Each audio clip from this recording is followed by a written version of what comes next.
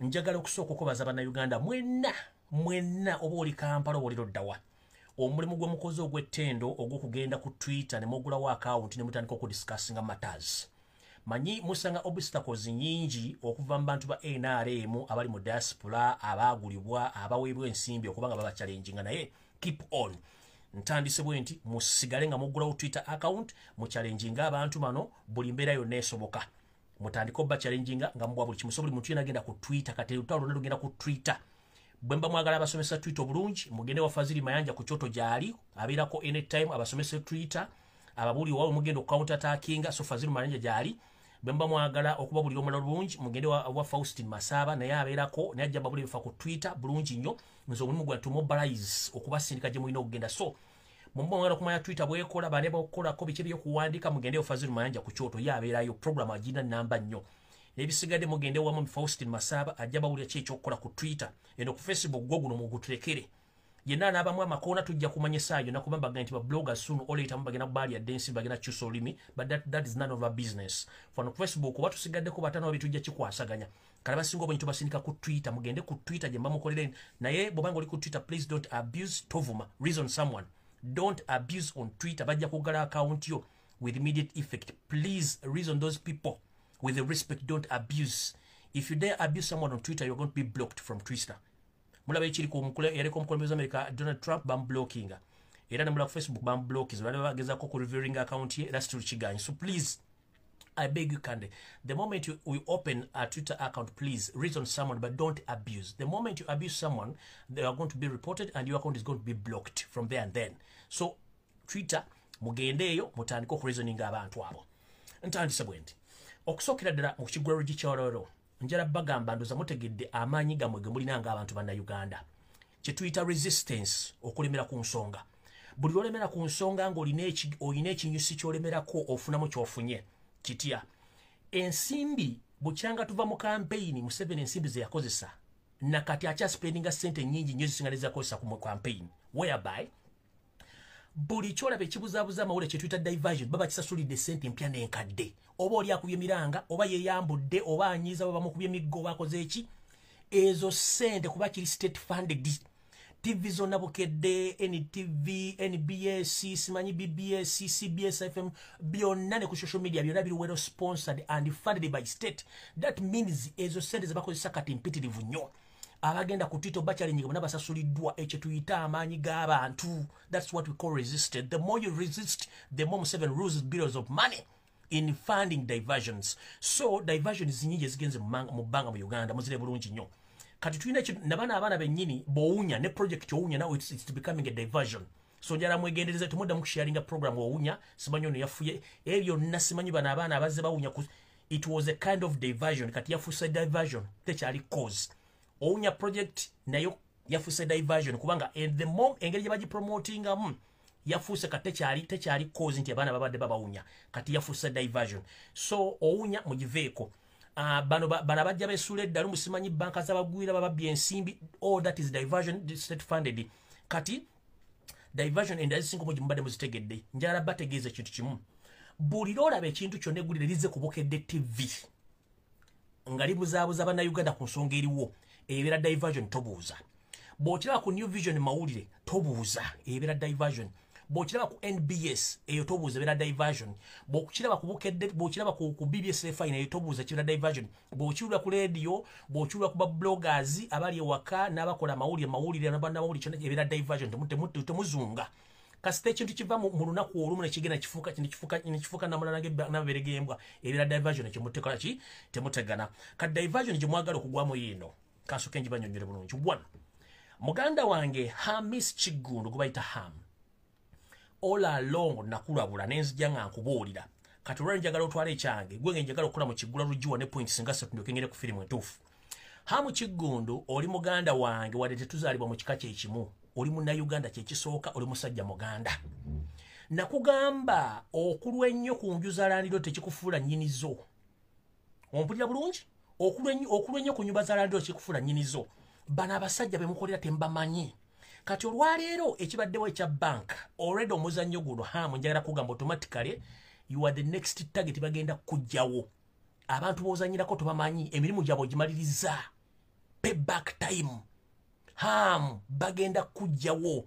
Although ogezezaako nnyo okuteekawo stand olwaliro ne diversion ng'oleeta abantu bano bakomedian boku TV ne radio batandika okukolera kye tuyita publicity okufuula ensonga nti y'amaanyi mawulire. One, statement za Kayibanda ebadde ekwataganya full figure, ebadde ekwataganya Olex, zikwataganya ezaani n'eza Bajo Events ne bannamawulire abalala bali mu kumukaajunga ku nsonga za HAM. So it was a kind of diversion funded by HAM and the state. Bole bagikoze. So statement ya full figure simanyi tuko yabagwira biki ne ka video kumuleke ku mawulire. It's a diversion. Bakimanyi bulungi nnyo guli omuzannyo gwabo. One, nabagamba Orient Bank, Diamond Trust Bank ziri state funded, or those two zimanaging bayindi nkiddamu. Emisolo gya passport gisasulira wa? Emisolo gya revenue gisalibwa wa? Orient and Diamond Trust abakozi ba government babasasulira wa? Mu Diamond Trust ani atakimanyi. Kati bwobanga omanyi Diamond Trust yeri musango ne HAM nga bano bakajjajja tabafuwa obunyama bakolesa kodi yemu nti simanyi abagwira besudde na musimefe tukoyi biki. It is a diversion eyazimbiddwa. Mukimanyi Orient Bank eri state funded yesasu yekwata emisolo gya Uganda. Diamond Trust abakozi ba government wone basasulira n'emisolo egisinga omungi gya government bagisasulira. Kati saagala babafuulinge ezo banka bbiri zaba mafia mukitegedde bulungi. So kati HAM bakuzanyisa omusanyo gw'otagenda kusobola. Right now nkubuulira HAM gwe next target kusinza ku information jefu bagenda kubamala ko kamula bamale bakujja bakusula ebbali ng'ekikamula. Kubanga ensi yonna ekimanyi ku myaka gyo muvubuka Muganda nge HAM ezo seri tozirida lwakuba nti walimu okumanya. Bwagenda makerere okusoma gwe kosi giwasoma gisoma bwomu kyekibuzo kyolina abantu ibo kyebabuuza. Nogenda nozimba makerere wali HAM Tower tukimanyi ezo sente sizizo. Nogenda nozimba gale makago White House ku Kizinga Entebbe ezo sente sizizo. Nogenda n'otwala ekisawo ekisawo kye nakivuna okizimamu sente sizizo. Nogenda ali ku Sosente Mengo simanyi bwe wazimbi osimanyi owali abasawo b'ekinansi Abaganda naye ttaka n'olitwala tukimanyi sente sizizo tolina sente. Sente ngezo zoyina wezo okulya ozinawo obo onotiku wali osubula nsawo tukimanyi bulungi nnyo. Esente ezo zintuntu. Kati sente zigenda ntumanyiza state naye weegendereze HAM okusinzira ku sources zenfunye bana abasajja bali mu panic anytime bagenda kujjawo. Era obanga oli mugeze sawa zino wandibadde osooka n'obinyuka mu nsuwa egyo emisango gya Diamond Trust ogenda kumalako najjo.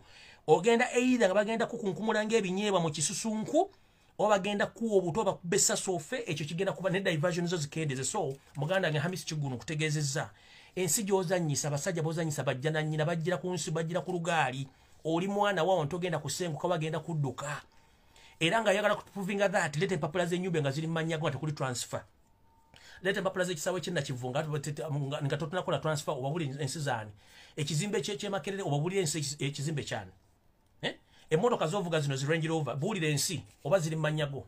Olina kadi zazo nga ziri mmanyago. So kye nkugamba nze nkugamba nfunye information HAM anytime oyinza okuba ogenda kufuna mbu yafaye kubanga wamala dde emirimu gyabwe. Ekyo kyo kikuvuddeko saagala kikirwako. Alright, njala sindika bana Uganda mwenna mugende ku mutimbagano ogwa Twitter ku kibanja ekya OPEC.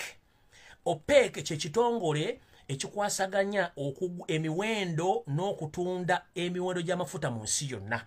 Njagala mugende ku kibanja ky'OPEC mugitegeeze nti eggwanga Uganda ne bannayuganda amafuta gaalyo Uganda ng'eggwanga tuli mu buzibu nti omumpembe Yosef Tabasirwa lutabani wa Karekyezi amafuta gaffe yagabba ne First Family ngira Uganda ku mafuta gonna agali mu Uganda nga bannayuganda tulinako ebitundu 15 ku buli 100. So nga n'ebitundu 15 ate nabyo birimu ba shareholders bennyini bali mu State House abaagala okubba ssente zino. So mutegeeza abantu bano nti whoever adiringa ne Museveni okugula amafuta ku international level akola nsobi kubanga endagaano zonna zigenda kusalwamu ate alina okusasula heavily in returns singa government ekyuka soon. So mugende ku mutimbagano ku kibanja kya Twitter kya OPEC ekitongole kitwala omutindo gw'amafuta n'okutunda amafuta mu kitegeeza nti ebitongole byonna byagula amafuta mu Uganda era ebinamu omugabo bikola nsobi. N'eggwanga lya Tanzania mu demo retweeting mugende nti omukyala yakola nsobi okusayininga endagaano z'amafuta amafuta ga bannayuganda siga Museveni endagaano ze yasayininga nfu. So mugende ku Twitter namu balumbe. Awo nno nvuddewo ngenze ku nsonga endala. Kitalo nnyo era nkyali mu kiggula lugi. Kitalo nnyo eky'Abaganda baffe abatiddwa akawungeezi kaaliro mu katale ka Kisekka amaje amakuuma presidenti aga SFC. Njala tegeeza ensi nti ensi gye tulimu tekungulwa tugikyalako bukyazi akowa yagiviira tuli mukka bukka. Naye Museveni ne babbiba ne balemeddwa okutegeera nti eggwanga lya bannayuganda so si mmundu. Museveni ebikolwa by'okola ne banno okutta bannayuganda tekintu kigenda kujjawo. Olwale mussa abaana babandi basatu balina family Mulukuba mwagala kwelemeza mbuyinza. Kino tekina kye kigenda bongera okujja ko bongera kubongeza ensiro. So nvumirira ekikola ky'okutta bannayuganda mu ngeri yonna, oba muwadde butwa, oba mutomedde, oba muwambye, oba mukubye masasi. Kati abaana babandi bana basatu bemusolale wa Kiseka mukubye masasi. Ogwaddala badde babakoze eki? Batangira mpira muzunga na muliro. Already muina sanctions eziri mu place. Muhozi bakwetaga mu World Criminal Court, International Criminal Court. Still mukyatta abaana babandi kiki? Muzala alioni zote zigenda kufa. Muri imoto temugenda kufa okwate mundo to mwana wabande. Mutidde nnyo bagundi niyo kutya mu kukendeezeeko. Amini bwatu bwe yalinga agenda. Lutwa bwatu bwe yalinga agenda. Obote bwatu bwe yalinga agenda. Simwe musoose. Ate nno mwe tubataddeko buteesi bigambo tewali action. Singa action nija mugenda kufuka bufusi mu mpale zammwe. Just bigambo. N'okusirika omanyite wali kintu kisinga kutiisa dictator nga silence nga tamanyi kigenda kuddako. Ekintu ekisinga okutta Museveni mugoba kita silence. People park ACDC bawulira bafa muli kibanuguna naye ng'ate ekyokutta abantu mukirekeraawo. So okutta abantu mukulekeraawo kitalo nnyo ne mugenda kubeera accountable for kubanga information gye nno olwale mugenda kutya kye kigenda maaso. Musharinge video eno. So ekyokutta abantu mukirekeraawo. So now we're approaching towards the 12th of May 2021. Mbu Yosef Tobasula mutano wa Karekezi asubira okwagala okwerayiza. Naye mu kwerayiza kuno agenda kufunamu obuzibu kubanga ayinza obutatuukayo okusinziira ku information gye ngathering ekisookera ddala. Buli munnayuganda alina gy'ali mu Uganda ne mu diaspora mutegeke engoye zammwe myufu. Mudde mwambale ataza mmwe myufu. Ku lunaku Yosef lwaga nti agenda kwerayiza buli omu alina okuteekawo ataye myufu tugenda kukola protest. Kubanga ffe tetulonda ku Yosef Tobasula mutano wa Karekezi tulonda Robert Kyagulanyi Ssentamu. Mukole era njagala buli muntu yena mu nsi yonna mugenda kukola peaceful demonstrations nga tugenda ku embassy za Uganda zonna we ziri mu nsi yonna nga twambadde red tukireyiminga nti omukulembeze atufuga si munayuganda ate abantu sigo balonda. Nkiddamu ku lunaku lw'okulayira Museveni lwagamba agenda kwerayiza buli munayuganda yambala olugoye olumyufu nange nja kujja ku live nga nimu atazange myufu bulungi nnyo. Tugenda kukola peaceful demonstration mu nsi yonna n'ewaka tukulage nti tetukulondangako ate twetaaga victory yaffe kubanga ne wansi gyendaga details ngenda baleetera biki ebisinga okugenda otuyisa Museveni na biki ebigenda mutuukako. So njala bategeeza ku lunaku lw'okulayira lwennyini lwaga nti agenda kwerayi kuba siroza nti abaana alayira mwambale ataza mu worldwide era tugenda kukola peaceful demonstration mu nsi yonna okulaga ensi yonna nti tuli mu buwambe n'obuyinza bwaffe tubwetaaga sooner or later. Wano nga nfundikira ekigulalo gyange njala bagamba message lyemu ffe ng'aba nupu mission yaffe teyali kulonda teyali kalulu. Bwe baba batwala dictator banga tuli mu revolution tetutegeeza nti revolution kabeera kalulu. Era twali tuga nti olutalo nga luwedde tuliyambala engule kati gwalowooza nti gwe okutegeera kuno okulowooza kukwali kwa kaluwali then gwe kiba kyangu nnyo osibemu byanguwa oddewa mu kyalo olime entula tujja kusanga fe olutalo lukyali. Nkiddamu eyali amanyi nti mu kulonda mwajja mu byobufuzi nga mwajja mu kulonda okulonda ne kuggwa ne mulowooza nti biwedde bino tebinaggwa. Ate kino kubategeeza nti kikyali kituuza buli awulira nti gwe sitwagoyeekoma nga Museveni yeerayiza gwe tuyambe mangu otubuulire oveemu nga bukyali kuba tulina ebyokukola bingi nnyo. So buli munnayuganda gy'oli yenna gy'ala kuga ekigambo kino mwetegekere okwekalakaasa mu nsi yonna n'ebiina ddawo byonna byonna Museveni yagenda obimanya kubanga mpulukutu za misota zigenda na miggomoka. Tugezezzaako okubuulira naye oganye okutegeera. So ffe struggle yaffe egamba olutalo nga luwedde tuliyambala engule so singa okulonda kuwedde. Revolution tebeera ya lunaku lumu tebeera ya wiiki bbiri tebeera ya myezi 3. Njala bazza no kati awo kanfundikira ekigula lugi ndyoke ntandike video entuufu. So bali nnyo kumukulikwe mu kigula lugi njala tandika video entuufu. Ne mukutandika video entuufu njala sooka batwala wano. Njala bajjukiza ekiga kyetuta revolution okukyusa obukulembeze nga mulwanyisa dictator oba ekintu ekinene ekibasuka ku ndowooza yammwe tekibeera kya lunaku lumu tekibeera kya wiiki tekibeera kya mwezi. Kanjala bazzaayo mukabanga mpawe kaaga njala okwebaza nnyo Robert Kyagulanyi Ssentamu ng'omuntu ne mukyala we Babi Itungo wepona abakulembeze ba Nuupu mwenna abasobodde otutuusa wano we tuli. Olugendo tulubadde lwangu kubanga kaseera kabadde kampi nnyo kubanga omusajja afugidde abbye obulwe emyaka 35 alina emmundu alina ssente alina amagye alina amakomera alina obutwa alina buli kimu. Naye ne tuba nga tusobodde omunyeenya mu myaka egibadde ebiri ekitundu bakwesa ne tumutuusa ku kino nga kati akabampa abaana. Kitegeeza mubadde n'amaanyi mangi nnyo genjagala musigaze kati yenna akugamba musimanya ate Museveni agenda kula oyo abeera kasasiro. Revolution bagikolera n'emyaka 10 myaka 3 myaka ameka abaddugavu ofuna obwetwaze mu America bakivugira emyaka egiwera 7. Mumpulira South Africa omuddugavu ofuga Mandela yasibwa mukomere emyaka 27. Revolution ziri nyingi nnyo mu Egypt zitutte banga, Sudan zitutte banga okujjako ba dictator. Kati ne mu Uganda ekyaffe kyakatandika emyaka 2 n'ekitundu gyokka kati gwogamba okooyo okoowa ki? Nkubuuza okoowa ki? Baganda baffe balinga Mandela basibwa mukomere ba Eddie Mutuba, Nubian Liba, Danny Magic, ba Map Media n'abala bali mu komera. Baba kasibe emyaka emyezi 3 n'ekitundu bali mu komera. Olowooza babbanko ko babambata. Ate bo bagumunyu n'okusinga gwali ebweru so ngenda kugamba kye tuyita revolution si kya mwaka gumu si kya mwezi 2. Dictator amaze emyaka egyo tumala alina bala DC alina bapisa alina bafusa alina babusa alina buli kimu kyonna akirina gwe tulwanyisa okumutuusa tekibadde kyangu kubanga njagala okulaga bukyanga jambuiza mu rwagwa kinana mu mukaga teri era munyenyiza ngo mu kikoze kati gwali yemalamu amaanyi bambi nkusaasidde ekigula lugi kiwedde ntandise video entuufu.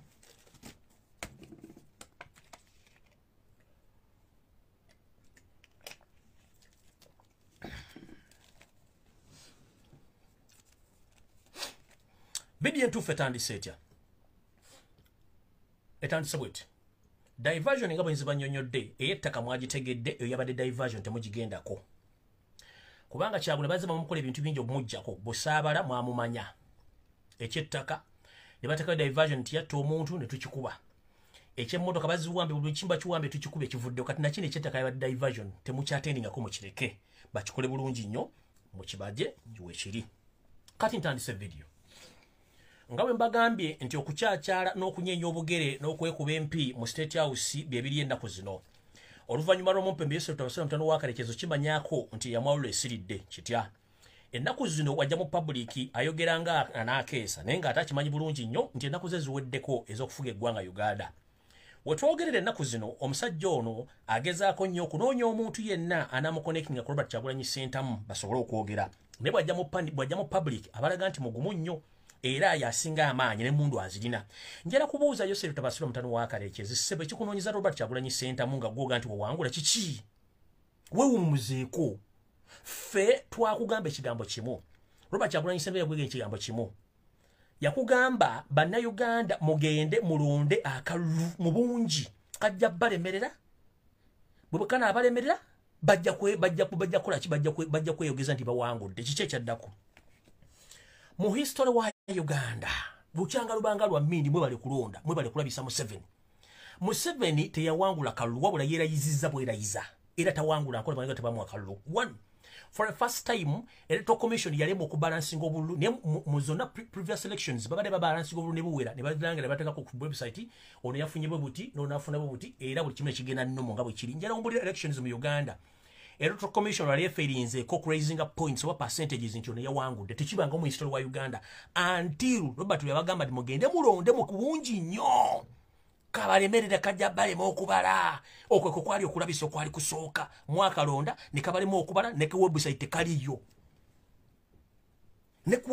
kaliyo kitegeeza ki kati gwayina amaaso awoza mbuki Museveni akimanyi bulungi nnyo yatulepingira atweka katikako era emisanga agimanyi repercussions azimanyi z'okulepinga. One, kati etteeka lyayise okulepinga omukazi kalabba okitegeera okulepinga omukazi Museveni akimanyi yalepinga Uganda ne bannayuganda abalepinza akimanyi ki ekiddako eno gyendaga mugenda kuwulira embigo ekimunyonsa Robert Kyagulanyi Ssentamu Museveni akimanyi nti waliwo international bodies ezaakola 7 okunoonyereza nga zirina obujulizi nti Museveni yafuna de 30% yagifuna. Museveni yafuna 28% mu kalulu akawedde. Ne bamemba parliament bona pale NRM ekituufu Museveni ne bamemba parliament yaweza ade 200 tiyabaweza. Nope twalina ofuna bamemba parliament bali 285 nkiddamu bamemba parliament abatuufu nope beyalonda bali 285 abawangula. Museveni bonna najjanga akola order from above ne bakyusa kikulaga ki Museveni akimanyi yalepinga Uganda era ne results tazirina ne banazimubuuza tena results zaava mu kalulu tazirina kitegeeza ki kumwa omuliro awo nvuddewo. So njagala kugaluta bayisirwa toddamu okunoonya Robert Kyagulanyi Ssentamu mwesonyiwe tomukubira simu muhoozi nawe tonoonya Kyagulanyi muveeko temukubira simu mwali mumwepikira nga mulowooza nti mwangu nnyo obuyinza buli mu bantu ate mulekerawo okutta abantu kati nsimbudde ngenze maaso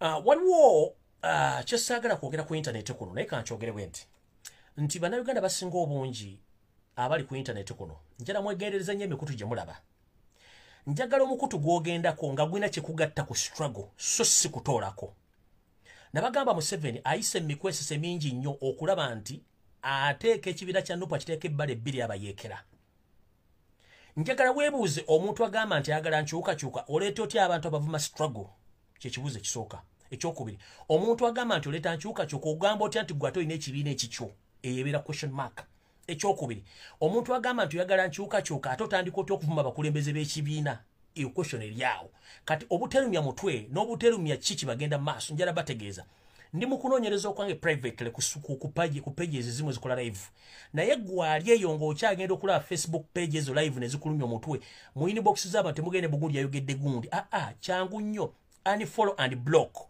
ensonga Kyagulanyi yagamba nti okujjako ng'omuntu ali ku Facebook ayongera bw'aba atolako togendayo kibalemye okuyiga temuddamu genda ku pages muvano Kyagulanyi Center temuddamu genda ku pages suula abakulembeze ba Nuupu tukimanyi nti ffenna tetuli batuukirivu n'abakulembeze afamu si batuukirivu naye azaala ekibi akiwongerera bw'ozimba ennyumba n'etonnya togimenya onoonya wali bituli n'obizibikira nkiddamu bw'obanga oli muzimbi wanju nga wazimba ennyumba yo netandika okutonya tomenya menye onoonye wali ebituli n'oteekawo pati n'oddamu ne weegeko oluba ne weebaka so si kumenya bumenya nnyumba ng'ate n'ezigendo gizimba togirina do you copy that so please mwegendeze nnyo pages mulaba mugende maaso nga mugamba ebintu ebirina okwongera ku struggle so si ebigitoolako ndooza mumpulidde bulungi so ekyo tebabalya ssente era tebamuntu addayo kuli bagenda ku page yonna ng'erumba ezza Robert Kyagulanyi Center oba ng'etyobola ekibiina kya Nuupu kubanga tukimanyi page nyingi nnyo eziri mu kulumba n'okwonoona ekitiibwa kya Kyagulanyi Center n'enjala mu kitegeere nti Robert Kyagulanyi Center ye mukulembeze yekka asoose mu opposition okuba nti anyenyeza Museveni to the extent batandise n'okuleeta ennyonyi ozibalaga mu Kampala kyali kibaddewo ku regime yaani njala babuuza tubadde mu bbanga ddene emyaka 35 kalulu ki kamwali mulabyeko tanka mu Kampala kalulu ki kamwali mulabyeko amagye nga buli nkulungo kwekali kalulu ki kamwali mulabyeko ng'ennyonyi zeebongera mu bbanga okumala ewiiki nnamba kati njala bakola ekintu kino akakanyonyi akamu kannamunka nga kaleekana ng'embeere ng'ezitulika amafuta ge kavuga okuva gye kagenze ne gye kakomyewo kanywa miliyoni olunaku lwe keetodde kanywa miliyoni 50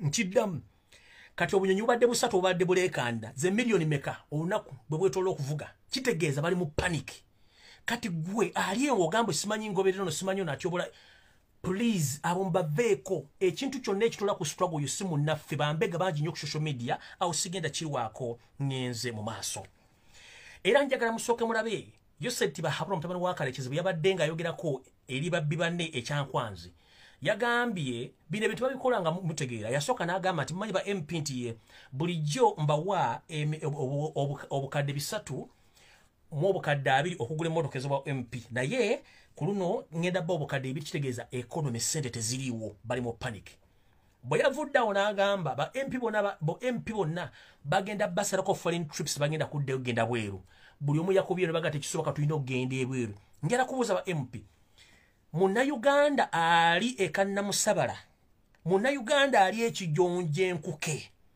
Munnayuganda ali ettanda Munnayuganda ali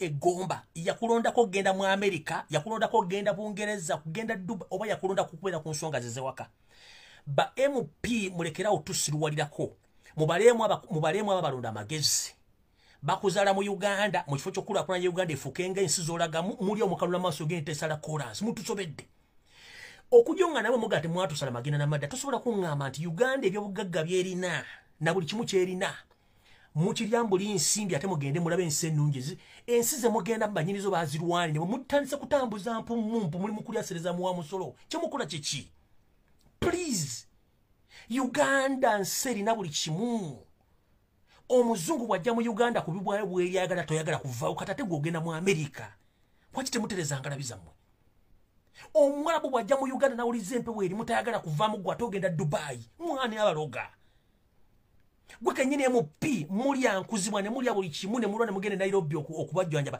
Uganda amalwaliro bagazimba ogasengu kuba enjuba ekyuka goza ki buli alwala agenda Kenya oba agenda mu America agenda Taka agenda India Uganda ettaka bazimba ko amalwaliro gasenguka oba kiki ba MP mwemuzeeko mwali baddemu ekyokulema oba oli wa NRM oba oli wa FDC oba oli wa UPC oba oli wa NUP musooke mu kufa kasinge ku Uganda ng'ensi buli kimu tukirina na yensi mugire setandika okufa ttogolo okuba mwagala nnyo okugenda ebulayi teri kiriyo fe we are struggling to force this struggle so that we can return to our motherland because Uganda is the most beautiful and wonderful world country on the planet Earth yensi esinga obulungi eina green eina abantu eina natural resources eina buli kimu nino tunuli abasajja mungenda genda mu yuna sipengera genda musula mu hotel sente zogenda spendinga mu America gwe MP ali mu kuwakana mutoyagala genda mbafudde nako sigenda balwa ako ntandise bwente. Alright, kati video etandise munansonyiwa luli mbadde nkumyemu omulyo kamala n'okunywa kutuzi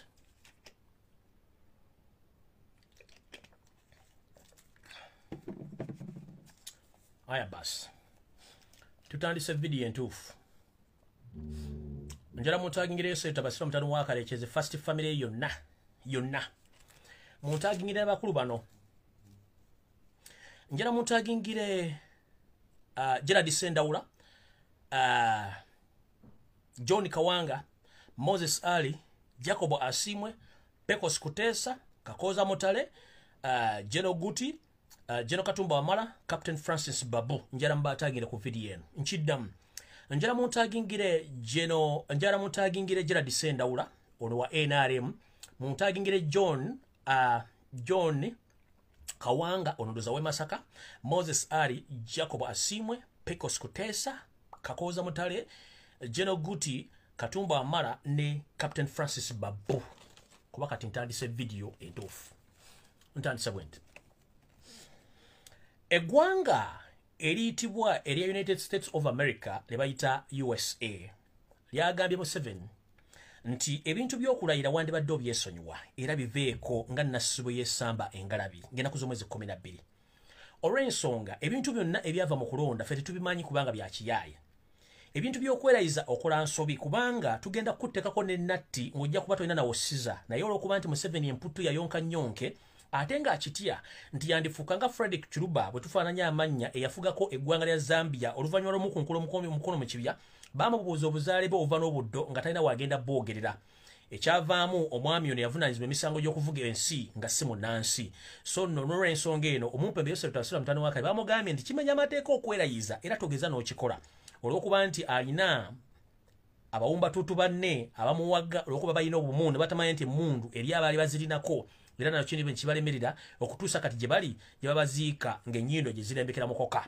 omwami ono emputtu alina nnyingi n'okunyoomanyoma akanyomonyoma akamunyomesa asula mu njuye n'okuba nti bantu banne bamulabudde ebiseera ebisinga agaanya okuwulira yennyina kennyini yeteekerateekera mbu agenda kwerayiza ennaku z'omwezi 12 naye nkubuulira ennaku zino engeri gy'atunulamu ne gy'afaanamu tasalikako musale wadde ajja mu public n'abalimba mbu yasinga okwogera ekituufu kiri nti ono mukulu yasinga okutya ngenze mu maaso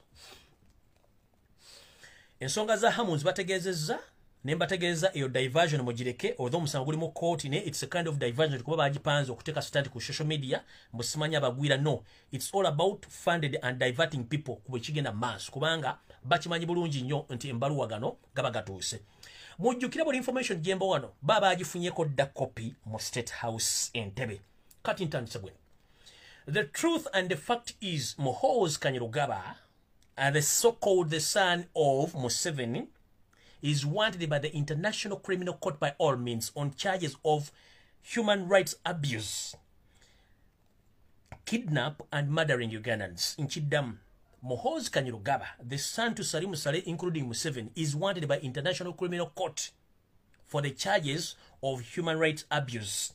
Era ewiche wedde yenye jetukubya mbaga ekiwandiiko kibakuntumye ekyafuluma era mutaba kitaawe omuto Yosef Tobasula mutano wakale kizikira kiwandika akirina ne Muhoozi yennyini ekiwandika akirina nga amwetaaga ku misango egy'okutulugunya okutta n'okuwomba banna Uganda n'okwenyigira mu bikolwa ebimenya eddembe ly'obuntu mu ggwanga lya Uganda ono agenda kuvunaanibwa emisango gyatamanyi bungi ekiwandiiko kiba kuntumisawo era kigenda muyitako nga bamwetaga ng'omuntu annyonnyole wano we nakugambira muhoozi ne nkugamba ku myaka 47 twali tulabye abanene emirembe engalo okyali mwana muto olina future ne nkugamba ebintu kuba mukulu ku video kuno kwoli ne nkugamba nti ebintu by'okola weesimira bunnya ebyo byambalo byoyambala n'amajjoolo ge bakuteekako ne lanka zikumenyera bwere n'okkuwaga osigala oli muntu you still a human being but praising yourself that you a murderer general who doesn't been giving who is not advisable you are making a mistake ne nkugamba omala biseera nakugamba tolifugako Uganda even a single day ne nkugamba ne nkugamba muhoozi at your age stop your nonsense stop kidnapping Ugandans kubanga ne bono okikola bana Uganda bangi nnyo you can't finish all of us nene kikulema okutegeera ne nkugamba lekera okutta bana Uganda the world is watching we are in the digital era system whereby someone can capture video or a photo or a standstill photo nachisindika mu office na wire guard ne batandika okukolako file. It's not what is taking place right now. I've been informing you, stop kidnapping Ugandans, stop killing them or enough future to hold, but you fail to understand. Kat right now bakutandika ekiwandiiko kibakuntu. You can't lead any Ugandan kubanga ogenda facing charges. Fun enough, all the international criminal court by evidence zikulumika mu maloboozi mu bifaananyi ne video ngo ordering okutta bana Uganda. Safe houses zingendo bagamba mugenda kutya. Kati muhoozi olwokuba international criminal court yamutaddeko ekiwandiiko kino kyovula mwalabe diversion nyingi ezettaka ez'abano simanyani nani nga bazitaddeko simanyano yafu zonna bazitadde okubuzaabuza amawulire gano. The fact is ono bamwetaaga ng'omuntu era samanize zaatuusedde wakitawazirina. Kati the problem is Museveni kuno manyi kolina mukazi wo Janet Kembabazi. And this message goes direct to Museveni. Last week, as we were approaching on the weekend, there was a mission of assassinating you, Museveni. Museveni last weekend, Zikubye mabega, during the weekend, bade bagenda kutta. Ani abadde agenda okutta. Mutabani wo Muhoozi yabadde mu lukwe, Janet kale kayihula, yabadde mu lukwe bagenda kutta. Bakole Chadi we, era emission yabaddewo. Nchiddamu. Yoseri tiba habula otabayisira omutanu wakarekyezi. Wiche weda tugenda sula ku nsi. Mission yade bagenda kwettira era nga tennavaawo nakigamba that this is the third time nga nkuinforminga. Your own family is going to assassinate you because now you are oli liability gye bali. Oli kizibu gye bali. 1. Tokyalowooza. 2. Tokyalina gye batwala. 3. Gwe kennyini otya. Tomanyi gy'oyinza genda. Kati baagala kujja bakole ekya Chad. Naye but unfortunately kyaleese obuzibu kasita ICC yafulumiza criminal summons zino nekikyuka whereby the Muhoozi gwe bali flaunting okujja taking over as a military chairman. Bwe yamaze okufuna summons zino zammazemu agamanyi g'ekisajja era sirowooza nti wiiki eno yonna neewedde yawujjiza ku kiwojjero. I don't think so. Era kati omwegwanywa kuleka ayagala kunywa gwa Nairobi Bulwarizi gonna agumaleyo. Nkiddamu mission yabadde Museveni wiiki ewedde nga tumaliza ku wiiki wali tosula ku nsi. Janet mukazi wo Salimu Sale Muhoozi kennyini Samu Kuteesa ekintu kino mwakiri ne kale kayihula babadde bagenda kujjawo ngera military commission bade bakikoze. Nkimanyi information gye nkuwa wagifunyeko information kubanga samani za ICC bwe zaleese obuzi Muhoozi ne bagamba katasobola ate kufuuka chairman wa commission egenda okudumira amagye. Kati ne kiba confusing. That's why kati muli mu confusion. Kati wano wenjagala okulaga. To prove you nti international community ne international criminal court zina evidences za n'obujulizi kati wano wetutandikidde wano wawan. Ku summons ezakuwereddwa Yoseti bahabula otamani wakarekyezi ne family y'okutta bana Uganda. International Criminal Court ne some international organizations is investigating ku Uganda ku human rights abuses. Wetwogerera Museveni obanja yategeza bana Uganda nibadde mu kimanyi nti Uganda ng'eggwanga lirina torture chambers 1,422 due copy. Nkiddamu mu report eno eyafulumye egamba nti Uganda ng'eggwanga Museveni ne family ye balina torture chambers 1,422. Museveni and his first family, they created 4,322 torture chambers countrywide. But funny enough, These people, they have been hiding all these torture chambers countrywide. But most exciting, or the most diverting news is that only in central, that is the Uganda region, there are 1,721 torture chambers. But in Uganda, we call them safe houses. Nchiddemu. Museveni, okuva lwe yava mu nsiko mu 1996, yajja ne tactics egamba nti n'okubanga mbega n'okubega bannayuganda okubanga mbatuuse bali. N'ateekawo ekibinja kya ISO ebegera wabweru wa ggwanga. So buli mbega ali mu nsi gye mulimu agaba butwa.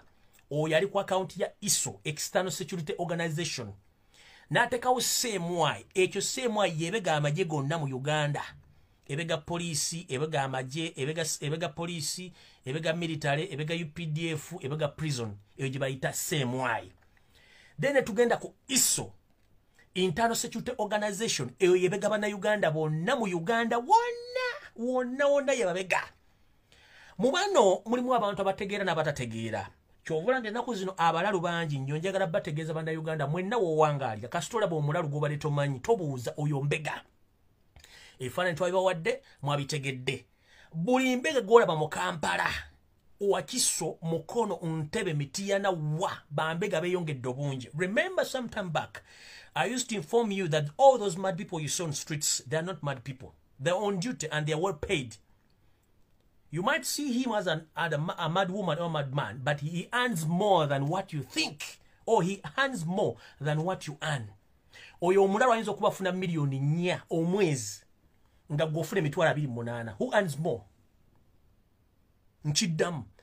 Abantu bamulaba ku streets mu bibuga ebyenjawulo mu balalu, maama nnyabo abo bafuna ssente empitirivu nnyo, bafuna million 5 okudda waggulu.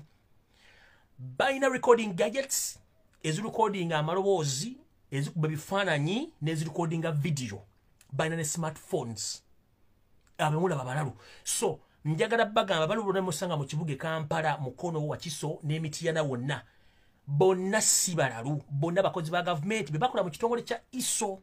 Muno mwe muli aba boda, mwe muli bakola mabaala, abakola mu restaurants, abavuga taxi, buli wamu ISO weeri, woyagalya ISO weeri. Ne ku byalo bakiyama ne bamba ISO. Aba defense bamba ISO. Kyovola nti buli parish eriko ebyokwerinda, eggombola liko ebyokwerinda, ne ku district kuliko ebyokwerinda kota ne ba RDC bonna bakolera ISO kubanga president representatives ndoza mu kitegedde bulungi.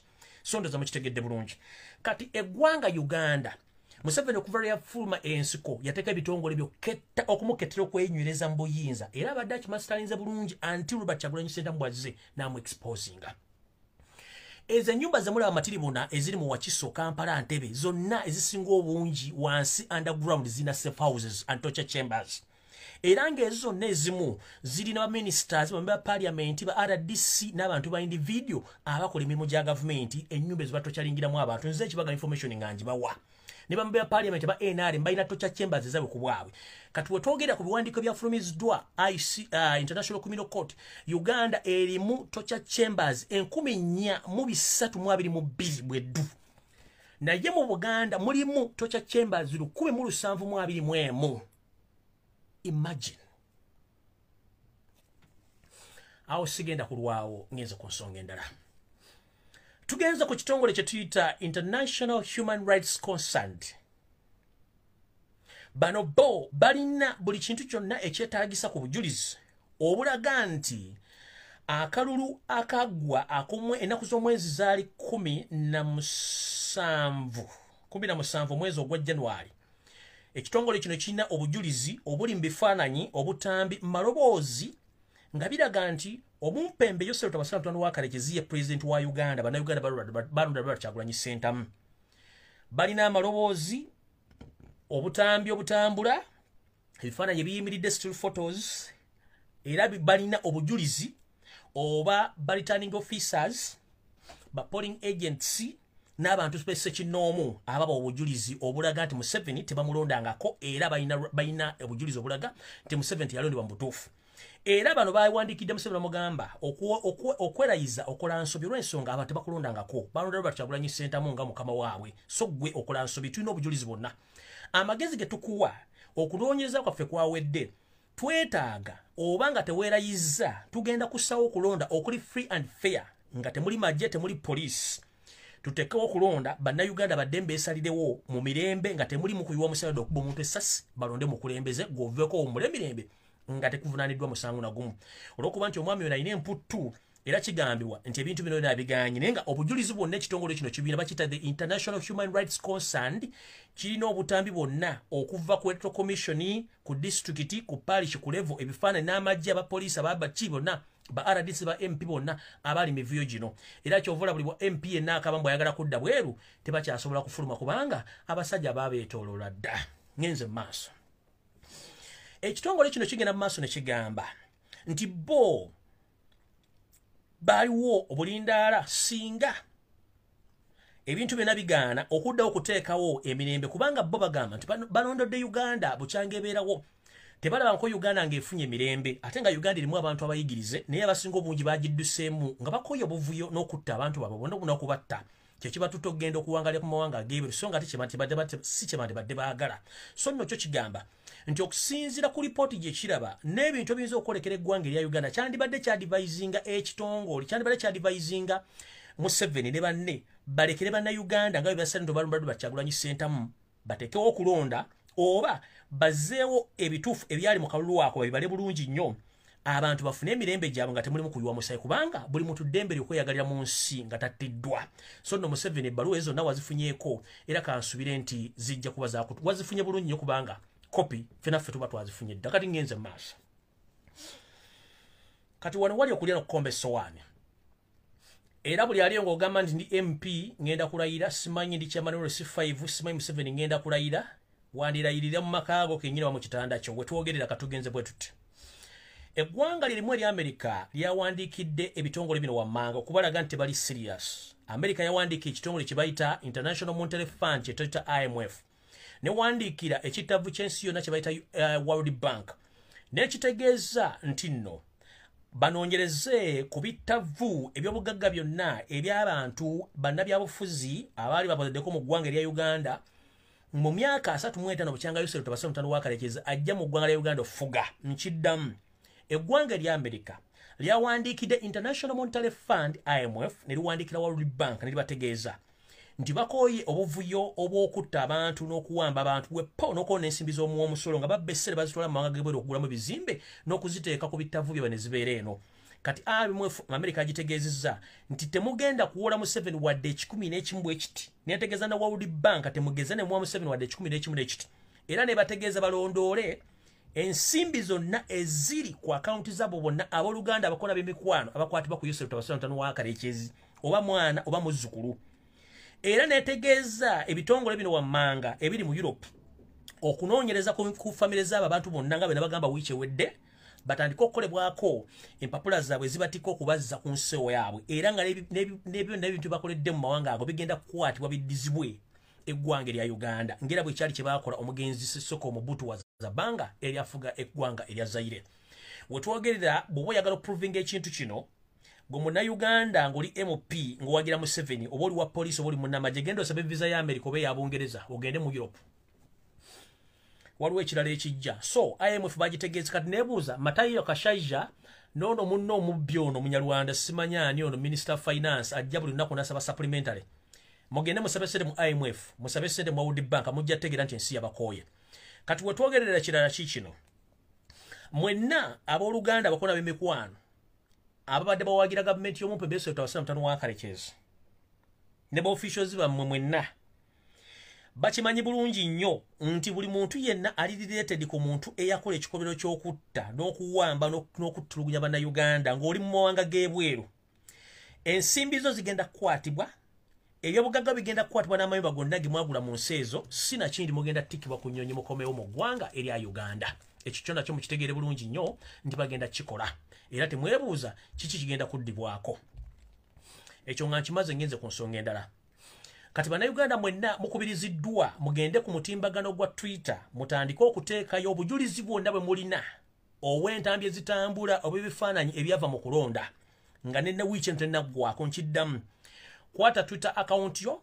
postingako obujulizi bwonna obw'obutambi obutambula obwava mu kulonda n'obujulizi bwonna muteeke ku Twitter accounts ezegwa muziteeke ku International Criminal Court, muteeke ku IMF, World Bank, UN, International Human Rights Concerned, International Human Rights Commission, muziteeke ko nga muzi forwardinga muwandikako statements entuufu buli lunaku mu kikole on daily basis.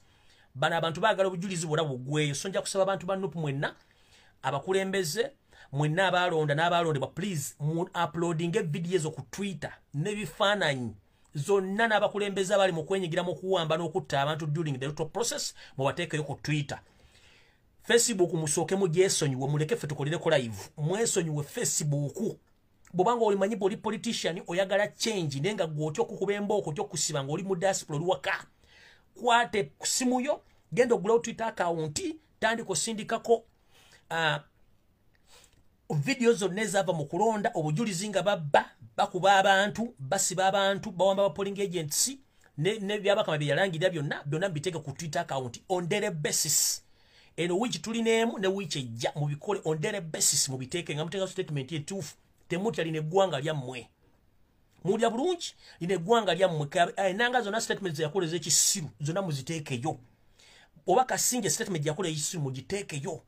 Oba ono simanyi mukyala w'amagye ono simanyani nalwayisi bwe yakoza statement muziteekeyo. Buli kimu kiteeke ku Twitter kati Facebook mugitulekere ffe akolyako video. Ebisigadde bina mbitwale ku Twitter kati. Twitter yesala buli kimu kubanga Twitter ne Jesus osobola musanga ya musolo to mention. Oba Katonda osobola kusanga ku Twitter. Kyota sobola kusanga muntu ku Facebook. So mukwate ebintu byonna mbitwale ku Twitter mbiteekeyo tebakutiisa kubanga okuzalibwa kumu n'okufa kumu. Uganda nene nayo kusinga nze ndi kantu bwe kati nnyo ku Uganda. Uganda nene nnyo okusinga gwe ne tulina okulwanya future y'abaana baffe ne bazzukulu bammwe. So kati nze ndi ku Facebook ne ku Twitter kwendi kati mugende ku Twitter tuluwandire ensi yaffe for the first time. Temugireka Robert Kyagulanyi Ssentamu. Era omuntu yenna ali eyongo gasime Robert Kyagulanyi Ssentamu azzaako kigozaako ki? Go walonda gwonyigirizibwa.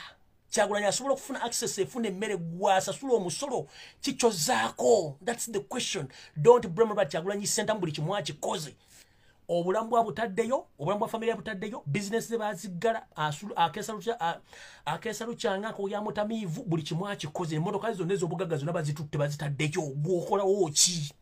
Genda ku Twitter teeka bujulizi bw'olina wandika byewandika bisindike ku mutimbagano mbagambye mugende wa Fazili Mayanja lwakola Twitter broadcasting. Mugende wa Masaba Fausti n'abantu abakola broadcasting za Twitter abasomesa. So mugende obulungi nnyo babategeeze basomesa ebintu bino byonna. Gwe bakugamba okulumba mu mulumbe. No, don't abuse. Just mukole counter attack nga mwajuwinga on issues mujja bawangula. So kati ekyo nga nkimaze ngenze ku kirala.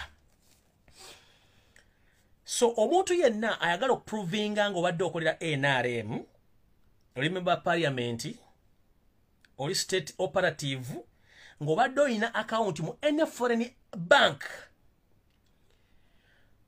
you can deposit your money on that account, but to prove you right, you can't withdraw any single coin on that account. Nchiddamu. Boboli wa NRM, oli minister, simanyi oli MP, simanyi simanyi gwogera kwerayiza, simanyi ndi mwana wa Museveni.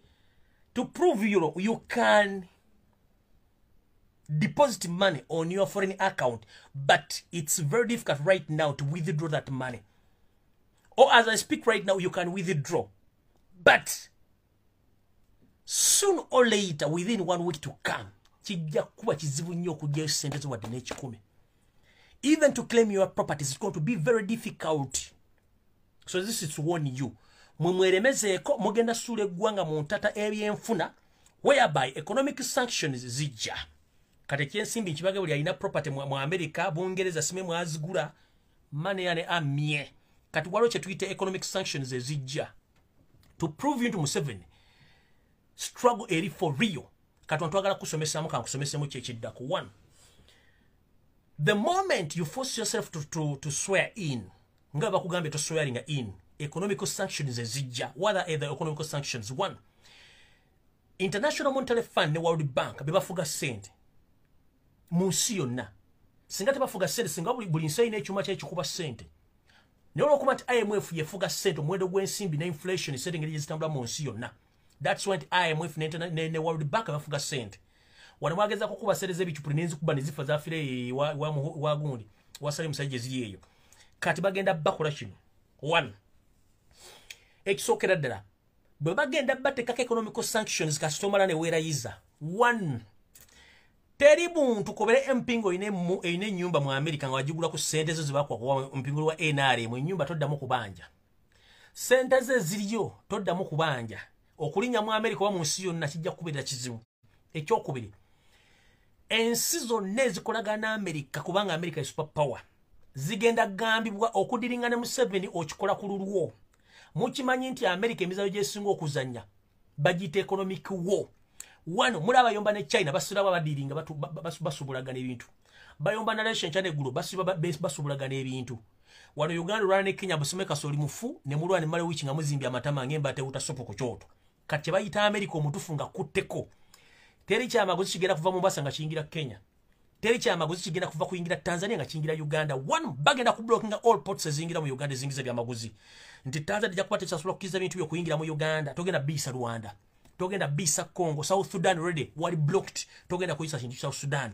Kitegeeza bagenda kutekako economical embargoes nti teri nsegenda kudiringa nawe. Sente ogenda zijjawa. 1. Okutegeeza nti bakutandise diraga kutokotaga kubugumya. Toto yakugambye eki. Mafuta waguza toto yakugambye eki. Nze ndi wana I'm just watching. Toto yakugambye eki. Toto yakugambye eki. Toto yakugambye is dealings with withdrawings. Kwa bale bagenda okumpa sente nzija mu World Bank na IMF. Bangambye amafuta ga Uganda sente zino zigavaamu ziri mu kutta bantu. 1. Ziri mu kutta bantu. Bawamba bantu. Ekisoka sereza ba individuals corruption alinga corruption. So kate kitegeeza toto yakivude mwana gogenda guza mafuta. Na mafuta ge nyiri bagenda kugamba n'endagano ya Tanzania nammwe bagenda gisazaamu. Ogenda gagozani. Tulina go ekibayita economical embargoes. Zigenda tandika sikwewerayize. Fere tulwana nawo nendo toto yakubulidde. Toto yakitadde ogenda gagozani. Era mu ba MP abali bekubye emizimbo simanyi Uganda tulina 15% on oil okujonga mwe ba MP mwe. Naddala mu ba MP abade mu parliament ene efuluma. Kyemukoze Uganda enkoke kikola bazzukulu baayo ne mujja kiwulira mu nsawo yammwe. Kyemukoze Uganda mujja kiwulira mu nsawo yammwe. Mwe muyinza okuloza nti muli bulungi ne mujja kiwulira mu nsawo yammwe. Kati awo nno saagala kulwa ogenda ku nsonga endala. Olwokuba nti mukitegedde konti ne toto yennyini ekivuddemu mugenda kuzzaako kikubanga sanctions ezijja tezigenda kubeera nnungi. Wadde otwogerera essaawa zino mwenna abaagula ennyumba ebongereza wawa yonna properties zammwe zigenda genda worldwide zigenda genda ane visa temugenda kuddamu zifuna n'abaliyo bennyini bagenda batikka. Waliwo bagambira nti dynamics zakyuse, economic and political dynamics zakyuse. Museveni abadde ayina betuyita abadde ayina abantu babayita ba lobbyist babadde balina mu nsi nga basasula mu nsi empya n'onkadde. Ba lobbyist olwedde abasinga obungi batandise okidduka mu lw'ensonga bakina nti kivundu nnyo. Era nga wetwogerera dynamics zonna eziraga ebyobufuzi n'enkyukakyuka nti ne dictatorship egenda kugwa mu Uganda ba lobbyist abasinga obungi bakivuddemu nga n'amawanga gasinga obungi njagala bagamba mu wiki emu nga ne Museveni tanalaya. European Union bangi gena kuyisa ekiwandiiko kyayo ekitegeeza biki ebigenda okuddako. America yo yakoze that decision. Bungereza ntegeddeko nti which ejja bagenda tuula bakole okusalawo kwabwe ku nsonga za dictator Yosef Tolosona yakalekezi olw'ensonga nti katta kyaswaza wabula awunya buwunya. Museveni owunya. Jajja owunya naye ate kati wasiridde busito kyawunya. Walabako ku firimu gye bayita Tears of the Sun omwali omutwakaavu n'omunyiikaavu. Kati ffe ate be wabba ne weerayiza ffe tuli basanyufu nnyo kati gw'oli mutwakaavu famire yo nyiikaavu. Atalaba ku firimu gye bayita Tears of the Sun bagizanyireyo mu Cameroon ku boda ya Cameroon bali Nigeria kwalimu omusajja abaddugavu ng'omutwakaavu omunyiikaavu kati Museveni munyiikaavu famire batwakaavu kubanga buli kimu tebakitegeera bwe kibakwatako kyonna kifa kubanga basajja babuyi mulinga bataasoma. Politics is all about ideas. There is no need to kidnap and kill someone. Nobody has a right to kill. The only person who has a right to kill is God. And even courts solve law. But after proving that you are guilty, but someone orders to shoot and kill. As if for you are immortal, you can't be killed, you can't be die. You can't die.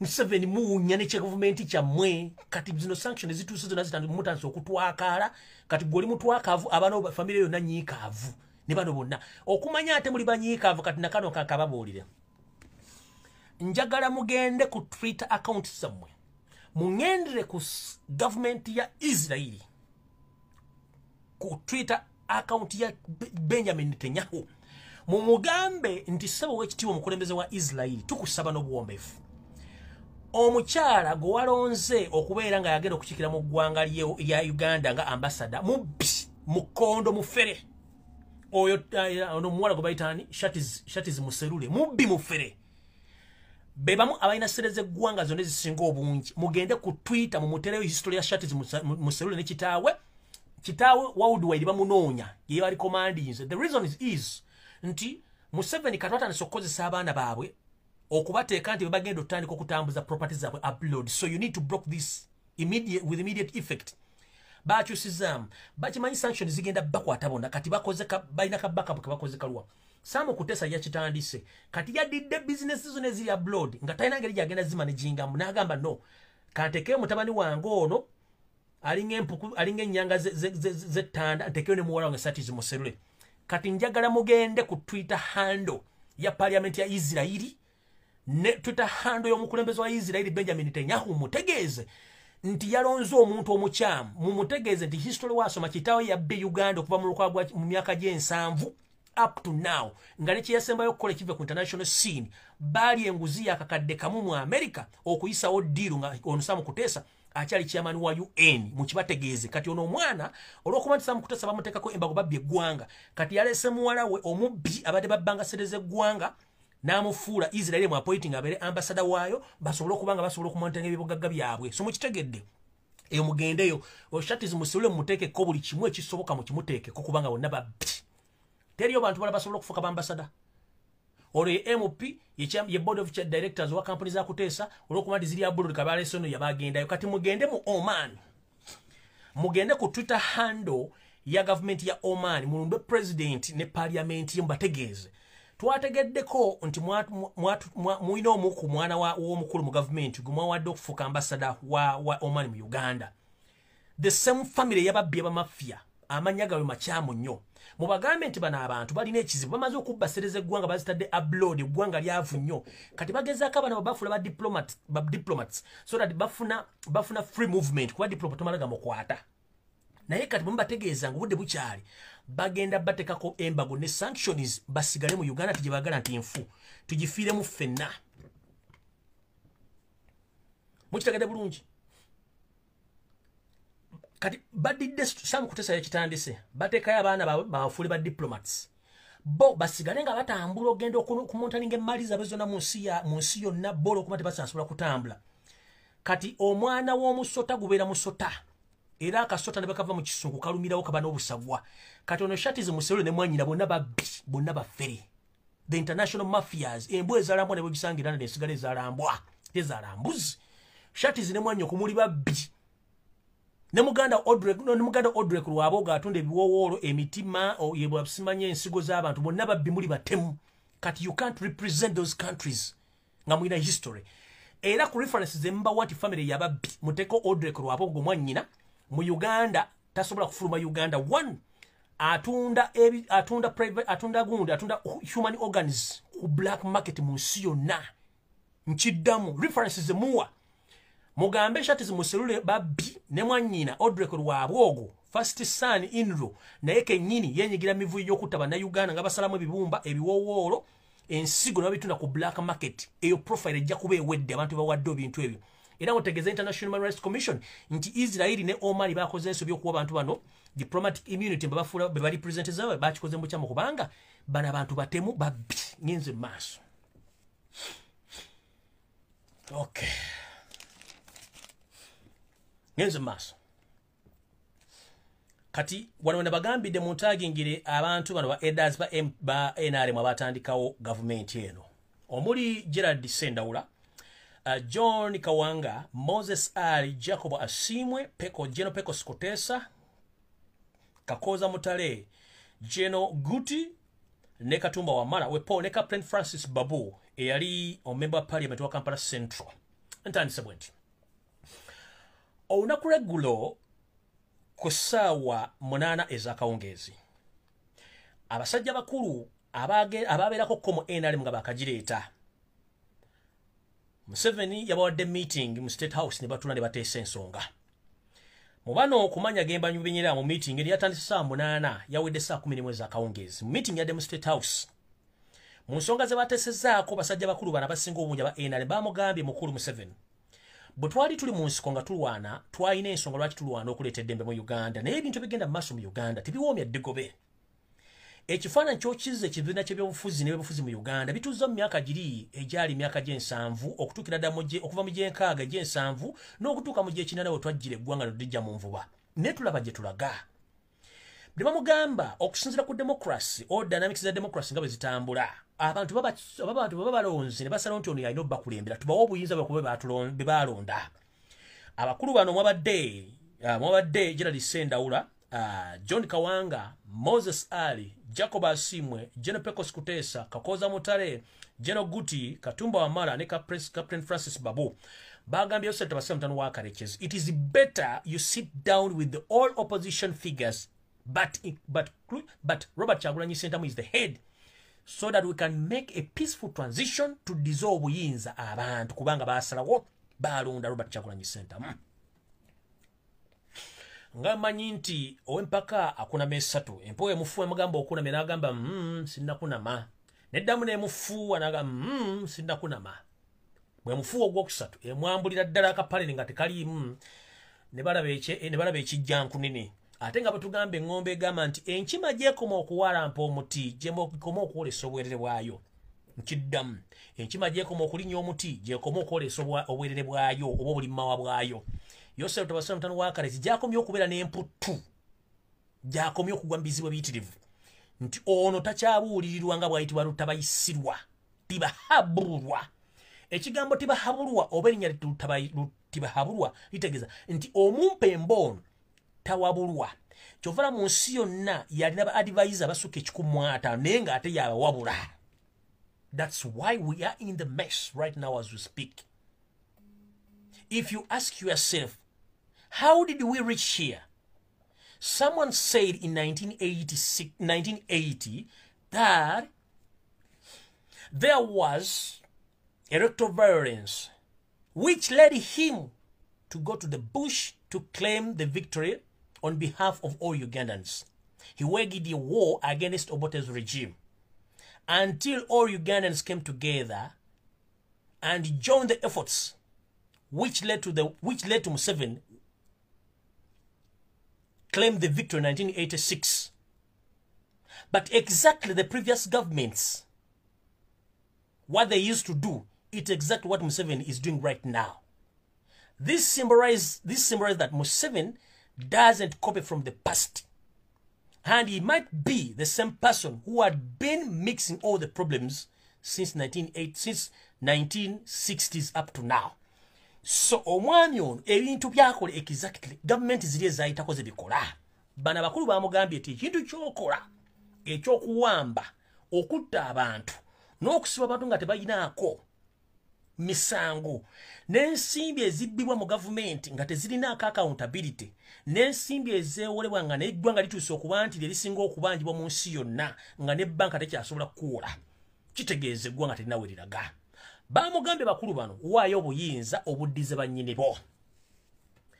Meeting eno yatandise ku saa 8 ez'emisana yawedde ku saa 11 olunaku lwa jjo. Meeting olwayabudde.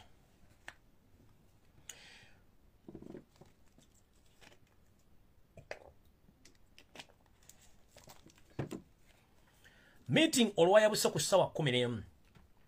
Yoseri Tibahabulwa mutabani wa Karekyezi Museveni naddamu n'akuba amasimu gwe n'ayita meeting endala mu State House mwennyini mwe yayitidde Muhoozi Kanyarugaba, Sabit Muzeeyi n'abantu be bonna abanyampi abaga nti bafuga eggwanga ne batula mu meeting. Meeting eno yatandise ku saa 2 zennyini ez'akawungeezi yaggwedde essaawa 5 ezekira matumbi budde. Ne bakkiriziganya nti meeting abakulu ba NRM gye babaddemu amanya gemba someddeko wammanga nti bano balabika basaaga ne bakyatabanyi. So ne basalawo abantu bano wammanga ababadde bawa Museveni amagezi baveewo nga tebalina gwe beebuuzizaako kubanga mbwe amagezi ge babawa bossi ge gabaleeta kubanga tebalina gye balaga bo bawangula akalulu. Era mu meeting ene yatandise ku saa 2 neggwa ku ssaawa 5 basazeewo abantu bano so kinoomu bagibwewo. So this is to inform all NRM elders who attended the meeting with Yosef Tabasura, the son of Karekezi, yesterday in the State House. You advised Museveni to hand over power to citizens of Uganda, which him and his family, they disagree with your resolution. So after you left at 5 p.m., Museveni called in another meeting with his generals and his first family. So they agree that all the advice you gave, all the resolutions you gave to Museveni, they are useless. And for them, they are less concerned about your resolutions. So they agreed as the first family and some generals that all the people who attended that meeting must be silenced or killed with immediate effect. So some of the people who attended this meeting, they were Gerard Sendaula, John Kawanga, Moses Ali, Jacob Asimwe, General Pecos Kutesa, Kakoza Motale, General Guti, Katumba Wamala, and Captain Francis Babo. But among the people, you might ask yourself, why is that General Guti was mentioned in this assassination list? The reason as why General Guti is mentioned here is because General Guti last week stated that he can't release all NUP supporters because he get orders from Museveni. That means that man, he exposed Museveni on the international level. That's the reason as to why they've included him on the assassination list, because General Guti exposed Museveni by mention or by saying that for him, he doesn't have any law which allows him to release any no political prisoner. It's Museveni who give him orders either to release them or to stay in prison. So that's why General Guti came to this assassination. Oh, that's why General Guti was indicated on this assassination list. So now, the following people, please take cover whenever you are. These are some of the elder NRM readers or some NRM legendaries, including Gerard Sendaura, Johnny Kawanga, Moses Ali, Jacobo Asimwe, General Pecos Kutesa, Kakoza Motare, General Guti, Katumba Wamala, and Captain Francis Babu, the former MP of Kampala Central.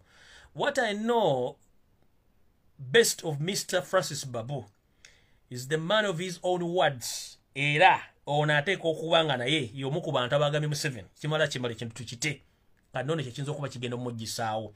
So nno mbategeezezza ebyange mbyogera ne mbirekaawo. Kati bakulu banna NRM basooka mu NRM abawadde Museveni amagezi yabagambye ng'ali ne banyampi banne nti mmwe muveewo temukyalina amagezi ge muwola ensonga nti ye yajja kufiira mu Uganda talina gy'alaga. Kati munnange meeting gye mwabadde mujjo ebyagivudde mbi ebyo nze mbwa amawulire ne ŋŋenda kati ngenze mu maaso nga nfundikidde bwe. Simon Babakama eyaliko ssente bw'akakiiko ebyokulonda eyagamba nti agenze mu luwummula oluvannyuma lw'okulangira Yosef Tabasira mutano wa Karekezi ng'omukulembeze w'eggwanga omulonde mu bukyamu, bamubuuza results yalangirako Museveni ng'akanula maaso ng'ente erinnya loole nga baginyodde omukira. Omwami ono kyamuwaliriza okusaba liivu nga tajja kubisobola okujja mu kakiiko nga tajja kujja mu high court kuwaayo results z'atalina. Ne bamuwummuza n'agenda ku liivu. Omwami ono bamusuubiza obuwumbi 3 bweddu okukola kye yakola, naye bamuwaako obukadde 3 akyabanja balance abuze. Mabegako na bagamba nti bamuteeka ku lukalala olugenda okuttibwa singa anaabanja nnyo ensimbi ate era ayinza okukozesebwa mu kkooti ez'enjawulo okuwa obujulizi ku ngeri gye yatoobulamu ebyokulonda abantu mu baafiira obungi. kati muganda wange Simon Bakama nakunnyonnyola ne nkugamba ebintu byakuteekamu tubitegeera ng'oyogera nnyo Olufalansa gy'obeera nti oli mu Falansa wagambanga bonjour naye ng'ekigambo bonjour tokitegeera olangirira ebivudde mu kulonda eby'ekisiru kati essaawa yeno okalya ddakaddadda envunyo ogirira mu katiko n'ekulinda mu coffin nga mulio babiri n'eryoka ekunyonyoogera naawe n'oseka tugenze mu maaso ku kiwandiiko kye ndabyeko n'agange kisoma kiti nti ku bantu abateekeddwako ekiwandiiko kibakuntumye okuva mu International Criminal Court era abateekeddwako sanction saani bwe bakama ng'omuntu weetaagibwa mu kkooti y'ensi yonna okubitebya olw'okulagajjalira olw'okujagajjalira obuvunaanyizibwa bwo n'osoma ebyava mu kulonda ng'Abannayuganda si bye baalonda. Kino kyaviirako Bannayuganda bangi okufiirwa obulamu bwabwe. Kino kyeyolekerawo olunye olunaku lw'owandiisa Robert Kyagulanyi Ssentamu ng'omukulembeze eyeesimbyewo ku kkaadi ya NUP okuvuganya ku bukulembeze bw'eggwanga. Baamuwambira mu maaso go n'akubibwa emiggo era n'akwatibwa ne banne ne bamutwala nga nnabugi simufungize yogayoga makaagi nga bamusuddeyo kipayopayo. Ekyobadde okyerabidde obujulizi obusooka walagajjalira obuyinza bwo obukuba mu ssemateeka okondaktinga bulungi n'okuma balonzi n'okuma abagenda okulondebwa n'ebintu byabwe n'okuma Bannayuganda. Omusango ogusooka okufunibwa mu International Criminal Court kwe kuba nti walagajjalira obuyinza bwo oba obuvunaanyizibwa bwo eri okukuuma n'okutegeka okulonda okutuufu. Kino kyoyolekera ku lunaku lwennyini Robert Kyagulanyi Ssentamu lwe yawandiikibwa ng'omukulembeze agenda okuvuganya ku ntebe enkulu y'eggwanga n'awambibwa mu maaso go n'atwalibwa n'akubwa emiggo mizibu n'addizibwa ewuwe nga nnabigi simufungize ng'omusango ogusooka. Omusango ogwokubiri kwe kuleka Bannayuganda ne bakubibwa emiggo ne battibwa amagye ne poliisi abamu ne basibwa nga n'akalulu tekannatuuka kulondebwa. Ennamba esuubirizibwa okuba nti Bannayuganda mu prosesi y'akalulu abattibwa n'abawambibwa baasukka mu 1,000 nga n'akalulu tekannatandika kulondebwa. Abo nabo gye bali. Ku lunaku lw'okulonda lwennyini Bannayuganda bangi abaakubwa emiggo abagibwako empapula ezaava mu by'okulonda era gwe kennyini n'ovaayo n'ogamba mu statement nti gwe results ze wasoma oba ku lunaku lw'okulonda nti abantu bangi baakubwa emiggo results ne bazibagibwako era n'ebintu ebyaleetebwa ku district baabireetanga emu tebikwatagana gwe n'otandika okuwandiikibwa ne bantu banno ku district. Omusango gwokubiri. Omusango gwokusatu okufunaanibwa kwe kujja ku mutimbagano okuwandiika ebyava mu kulonda obirangirire naye nga byolangirira gwe kennyini si byolina baakuwanga biwe aba state agents abaakulirwanga omumpembe Muhoozi Kanyerugaba nga basinzira ku ssimu n'ebiwandiiko ebaakuwa okwali n'abaali beefudde nti bakasiru abaali bakutunulira ng'osoma results enfu ne bakutunulira bulungi nnyo. Kati ku musango okuvunaanibwa ku kulangira ebyava mu kulonda ebikyamu era bakubuuza mu kiwandiiko wano nti mukulu ogamba nti Museveni yawangula okulonda results bw'omala ozirangira nti omukulembeze yawangudde ku website oba ku mutimbagano ogw'ekibanja ekikwasaganya ebyokulonda ku lunaku lw'olangire Museveni yawangudde ebyokulonda bibeera mu bungi nnyo nga biraga ngeri gye baalondamu nakati we twogerera tebiriiyo okolera ani. Tugenze mu maaso era bagamba n'okutuusa essaawa yali okuva lwalangira Museveni yawangudde ebitongole by'okwerinda nga bikozesebwa gavumenti y'omumpembe gw'omu kubaleetera ekintu kino nti abantu beekalakaasa bangi ne battibwa mu Kampala bwe baakwata Robert Kyagulanyi Ssentamu ng'agenze e Busoga okuba campaign. Mu Kampala batta abantu abasukka mu 200 batta abantu 288 abattibwa kyokka mmwe gavumenti y'omumpembe yose twalagira abantu 52. So no kino kyonna emisango gino bagitadde ku ggwe era ggwe nga ggwe ovunaanibwa fayiro eyiyo yeetongodde bwantogo obwemmuli bweweta. So mukulu weetegeka emisango gyo kubanga guwaviirako abantu bano bonna okufa era kigambibwa ne mu fayiro eno n'abasibe bonna bali mu kkomera guwa baleetera okuba nti wavaako ensonga zino nti singa wakozesa bulungi woofiisi yo teri muntu yandibadde ali mu kkomera era teri Munnayuganda yandibadde afudde kubanga okuyimiriza obuyimiriza candidate ng'etteeka lisoma bw'omuyimiriza ku leero 2 okulonda kusazibwamu. Robert Kyagulanyi Ssentamu baamuyimiriza ku laale 47 z'ataagenda ku kalulu kyako.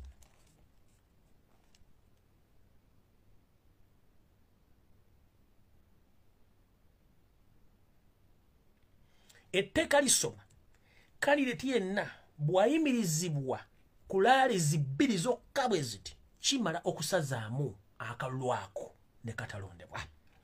Robert Kyagulanyi Ssentamu yayimirizibwa ku campaign rallies eziwera 47 plus teyazikuba mu ggwanga lyonna. no sigala ngo ogenda kulangira byava mu kulonda sema bakama bwetagibwa International Criminal Court ato kyasobola fuluma Uganda nebyo bugaggabi wakolerera ebbanga ebiri mu nsi byonna byandibanga wakolera bwerere ero message esemba njala mutagingire yaliko Katikkiro wa Buganda omukulu Jebbi Walusimbi ero message njagala mujimonsale mujimumpere emabega koko katono nabategeeza nti omumpembe ono Jebbi Walusimbi akukuta ne government y'omumpembe yose ntano wa Karekezi bane bantu betwogerako ne bagamba nti abavubuka bawalampa nabagambako ebisere bisinga nti omumpembe ono yali adiringa nnyo ne Kiwanda Subi okumuyingiza mu NRM mu bakolera date work nga nakalute kannaba kumbe bali bamusuubiza obwa minister obwa wa vice president n'omusimbi omuyitirivu tukitegeddeko lunye okuva Jebbi Walusimbi bamugoba mu wadde mu bali bamugobye okuba nti yomu kuba designinga ebizimbe oba engineering oba basaza mu kosewa basaza mu papula zokuba nti engineer n'emirimu ne gimugwako no Bwakatikkiro bibugwako abadde mwavu mponga byo nga tanade 10 ekigulo lindazi ku kkubo kubanga ntegezeddwako nti family y'abamu ku baana babe bamutwala mu ddiiro z'okugula golodi bamufera sente ne zimugwerako ddala ne neebuuza engineer yasoma era yaliko Katikkiro tandika otya abano kutwala mu ddiiro za golodi okutuuka okutwalako ebizimbe byo n'ensimbi zonna loba nga tolina okutuuka okuyaggayaga okuzanyisa emizannyo gino engineer Jebbi Walusimbi fuma Katikkiro wa Uganda bwe twali nga twolekera campaign nafuna information nti omukulu Kiwanda Subi yakyalako mu makaago video najifuna nebifaananyi nabifuna era nabiraga abantu nga mulina olukungano lwali mu makaago nga Kiwanda Subi n'abantu abali bakutadde mu meeting okukola emivu gye bali balina okukola mu kulonda okwo obazanyira ddiru mu Buganda naye bwe nabyogerako n'obivaamu lero adeete luluusa olwokuba nti mumpembe yose mutano wa Karekezi anoonya Baganda kibanaateka mu gavumenti ye ekimpatire taliiwo bamaze n'ofuna omuntu yakutuusize wa Yoseri Tabasira mutano wa Karekezi n'otulyamu olukwe 1 Yoseri Tabasira mutano wa Karekezi lwakusinkanye wiiki ewedde yakusasulidde amabanja go gonna gabadde gakubanjibwa ku nsi Uganda tobanjibwa era n'akuwa n'ensimbi enkalu wepo ne bakusuubiza n'ekifo either ekyowa minisita oba ekyowa vice president mu gavumenti eno empya egamba mbu egenda kujja gye simanyi nti eneebeerawo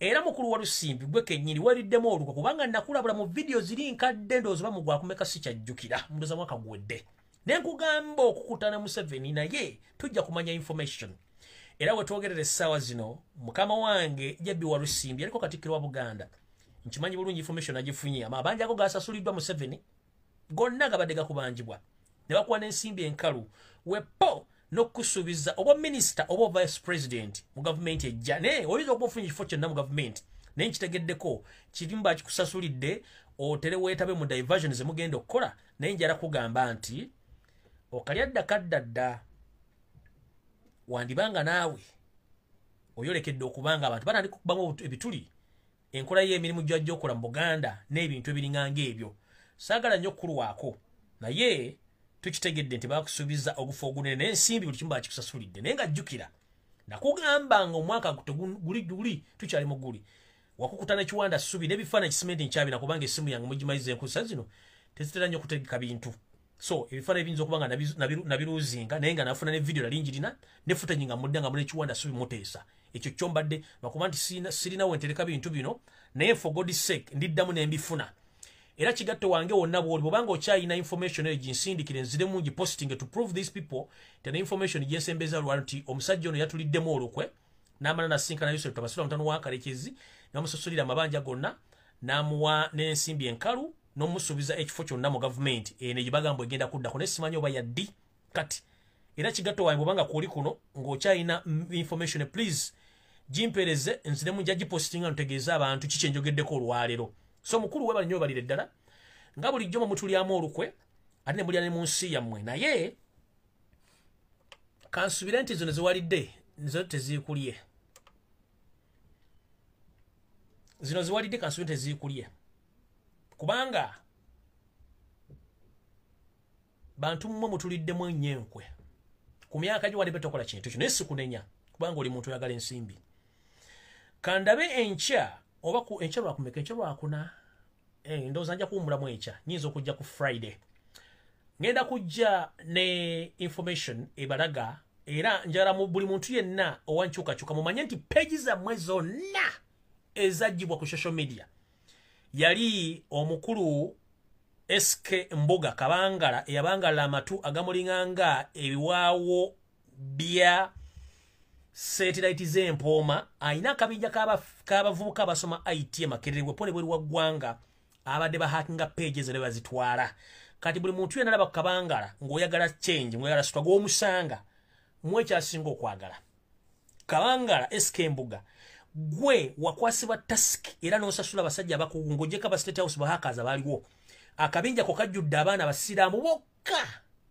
bokka abasoma IT bibadde bakola omulimu guno era nga go basasula sente opona okubaliisa emmere Kabangala SK Mbuga ku bantu bano abakola emirimu gino mulimu Mission 2021 bakozesa ekifaananyi kya Bobi Wine mulimu Kakensa Media era ngeri yita musiraamu be bakola emirimu gino kati ngenda sooka kukola savina buli kimu n'ebifaananyi ngenda bifuna okuba proving anti SK Mbuga Kabangala yabangala amatuga mulinga ngebiwawo bya satellite y'empooma omweyadugalira ng'entamu efumba kasooli ennamanve mwasinikira obunyo ng'embuzi esabalaavu ye mwami wadde akola emivyo gino nya ku lwa gavumenti ya NRM olw'ensonga nti omwami ono muferenga ye era tabankona mirimu gye lyakoze gya bbeyi gyeryawo nga nabeerera South Africa lyakakoze ebikolobero bingi nnyo byenzijjukira nabibagamba temwasaagala bibaddira mu kubanga ono yali mu deal era ezaali zisala abantu aba South Africa obajjamu ebibumba n'ensigo bintu ku black market era nga n'eddwaliro papasire lyali alizimbye nga ligenda kukola mirimu egyo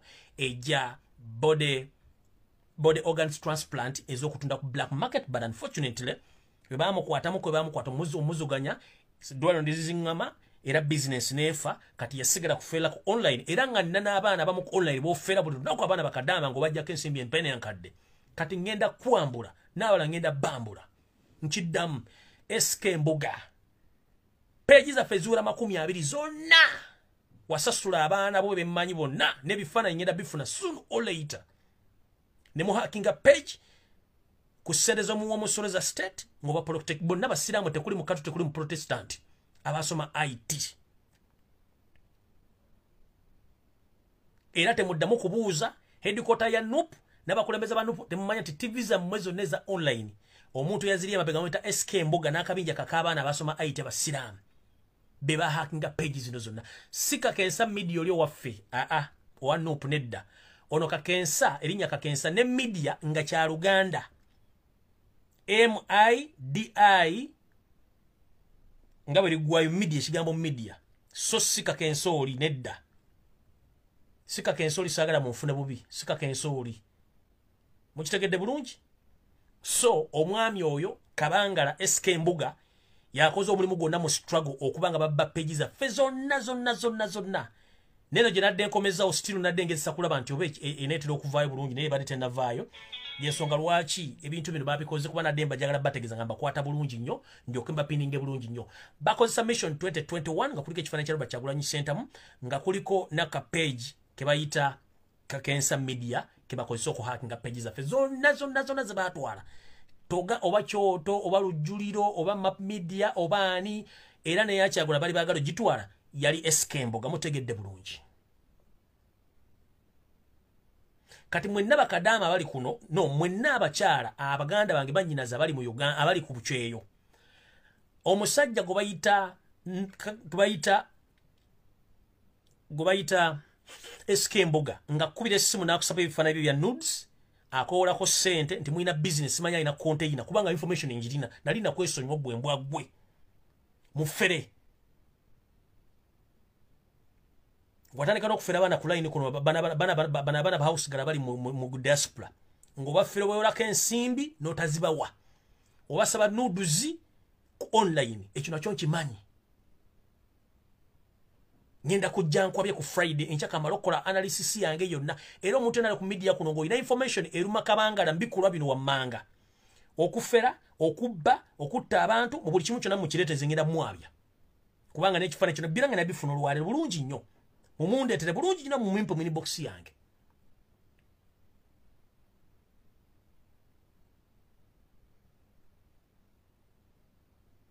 so saagala kulwa wano mukama ba 13 mpeera tusinkane ko Friday okujja nga enkyafu nyo breaking news nyizo okude basi fune breaking news nja kuba tusinkana ko Friday in case mbuze nako bili siriwo mugenda bugezi ku YouTube information jemba we banyingi teri na TV esobola jiba wa teri yo Uganda teri TV esobola jiba wa Uganda teri nsesobola ba information jemba wa kati gwali awo nga bwoba tusimanyi tonda benda ku biligenda ku YouTube channel yange erika amanya Lumbuye Fred subscribe information mubere nga mugira banze nga mpumudde mu kubanga nangi ndi muntu ukozesa nyengala byeno mumpulidde bulungi sobola kujjano ba mbukule kuki information etali yo mukitegedde so ndo ba information nga jeri nemba tegeeza kishigeno maso mu Uganda so mukaba ba 13 ampera musule bulungi mwera ba subscribe my YouTube channel brente ka video mbya kuba mufuna notification olwale no kigadde aina information ene kwata ko musajja mbagandi akoisa mission 2021 ye business account e media nakakisa media ke ka page ke bakoisa okubba account za fezo nazo teba kuli antu walo yababako ke page yamwe yali kabangala SK mbugana kabinja kakaba siramu bavuka basoma IT makerere neburu ogwanga biba kulo mulimo ogwo mukaba bankumire ata 10 ampera mweraba